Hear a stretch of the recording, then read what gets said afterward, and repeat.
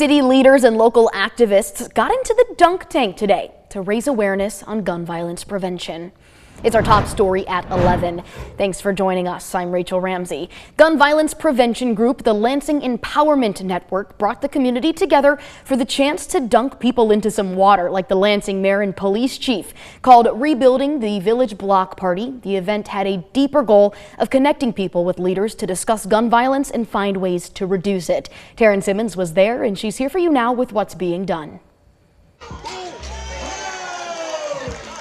It takes a village to build up a community, and that's exactly what local advocates did today in order to keep guns out of kids' hands. Organizer Michael Lynn III says the block party is all about showing kids how to stay safe while also enjoying their time outdoors. It's fun to a lot of kids and a lot of young kids, adults, teens. It looks different. This is safe fun.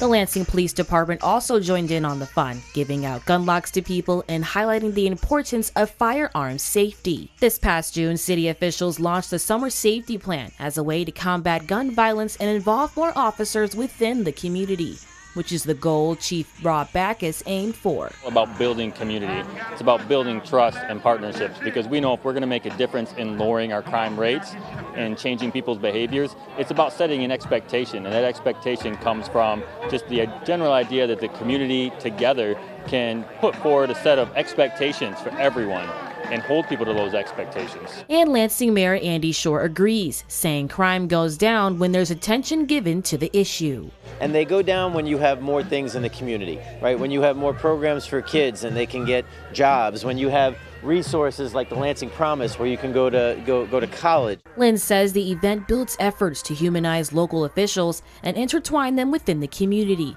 as well as wrapping their arms around at-risk youths. A lot of kids out here feel very alone. We want them to know they're not alone.